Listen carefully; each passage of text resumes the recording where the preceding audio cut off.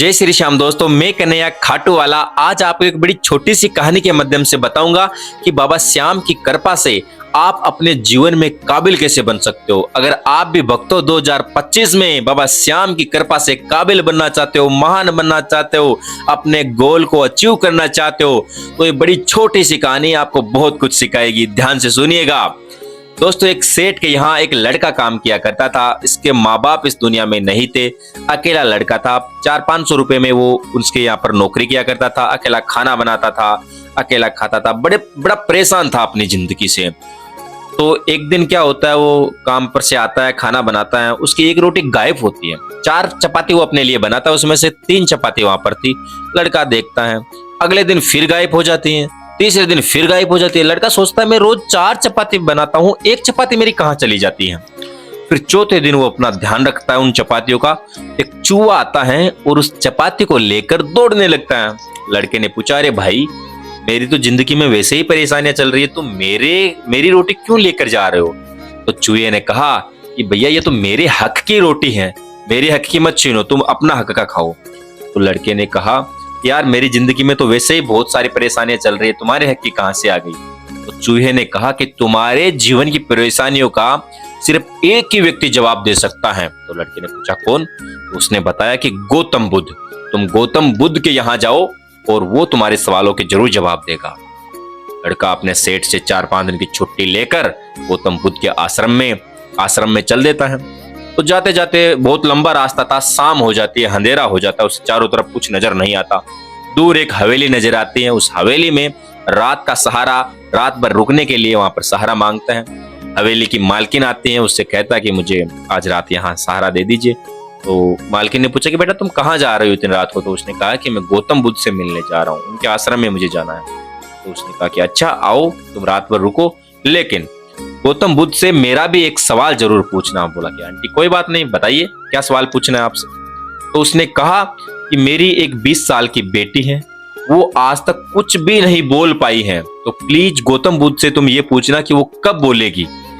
तो वो ऐसे कहते हुए रोने लग जाती है। तो उसने कहा जरूर मैं पूछूंगा। लड़का रात भर वहां पर रुकता है, सुबह वापस गौतम बुद्ध के आश्रम के लिए चल देता है। आगे चलते चलते पहाड़ आ जाते हैं, बर्फीले पहाड़ आ जाते हैं, रास्ता काफी कठिन आ जाता है। उस पहाड़ों पर उसे एक व्यक्ति, एक जादूगर था। वो एक जादूगर वहां पर बैठा हुआ मिलता है। उस जादूगर के पास जाता है और पूछता है कि भैया आगे तो रास्ता काफी मुझे मुश्किल नजर आ रहा है, बर्फीले पहाड़ है। तो उसने कहा तुम कहाँ जा रहे हो। तो उसने कहा मैं गौतम बुद्ध के यहाँ जाना है। बोला कि अच्छा गौतम बुद्ध के यहाँ जाना है, इन पहाड़ों के पार तो मैं तेरे को यूं चुटकियों में पहुंचा दूंगा, लेकिन गौतम बुद्ध से मेरा एक सवाल पूछना। बोला कि पूछिए। तो उसने कहा कि मैं इन पहाड़ों में हजारों सालों से तपस्या कर रहा हूँ, मुझे स्वर्ग जाना है, आज तक मैं स्वर्ग नहीं जा पाया, तो गौतम बुद्ध से ये पूछना कि मैं स्वर्ग कैसे जाऊं।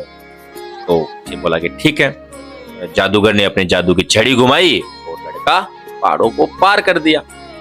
अब पहाड़ों के पार करने के बाद में उसे एक घना ऐसे मैदान नजर आता है और मैदान के आगे चलते चलते एक नदी आ जाती है। लड़के के सामने फिर से समस्या आ जाती है। उसने सोचा भाई ये नदी कैसे पार करूं। नदी के पास जाता है, उसे एक बड़ा सा केचुआ नजर आता है।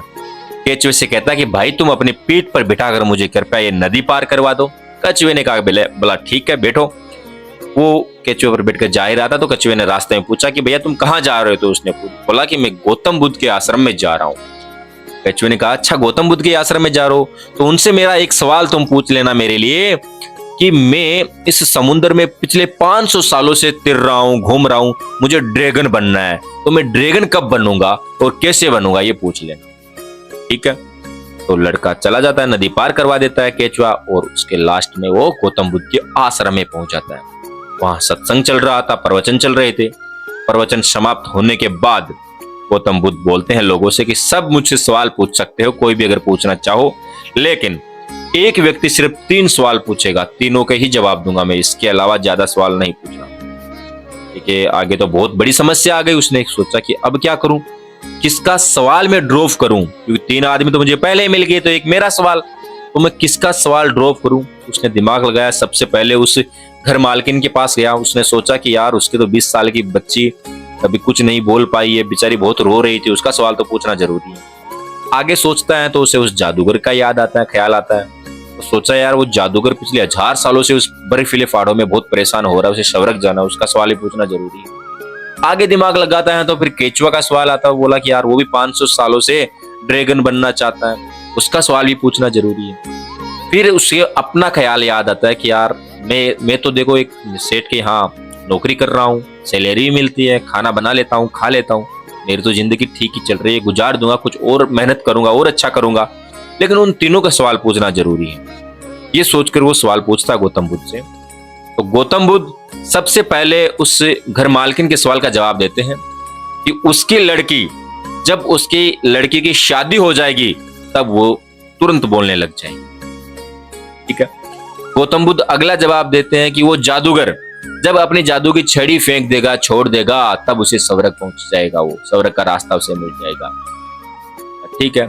अगले तीसरे सवाल का गौतम बुद्ध जवाब देते हैं कि वो केचुआ अपने पीछे के कवच को जब उतार देगा तब उसे वो ड्रैगन बन जाएगा वो।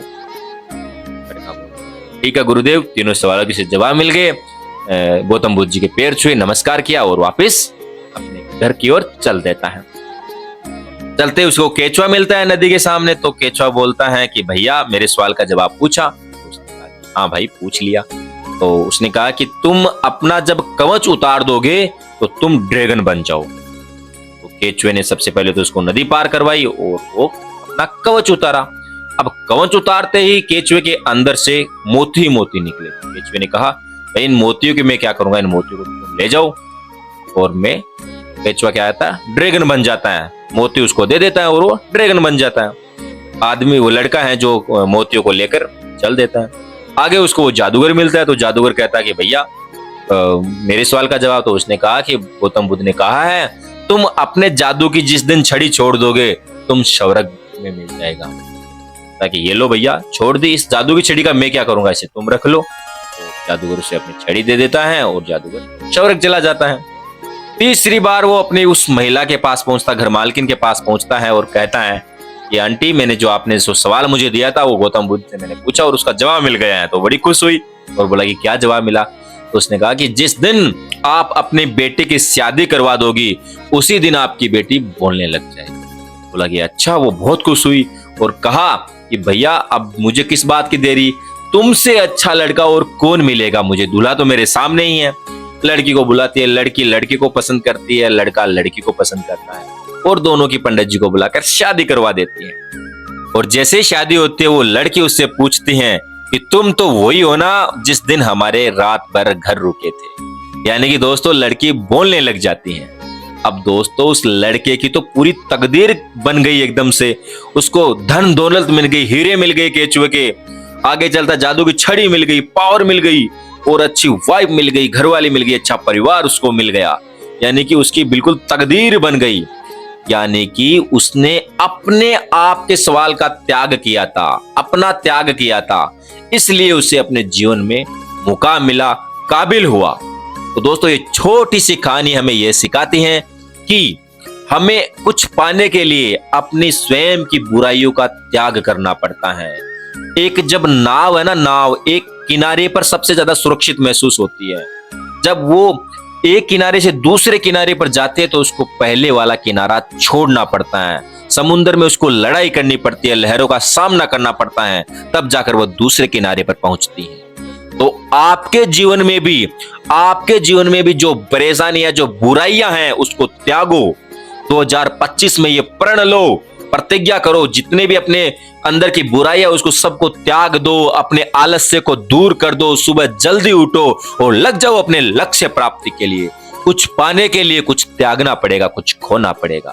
बड़ी छोटी सी कहानी है लेकिन हमको अपने जीवन में काबिल होना सिखाती है, महान बनना सिखाती है, बड़े आदमी बनना सिखाती है।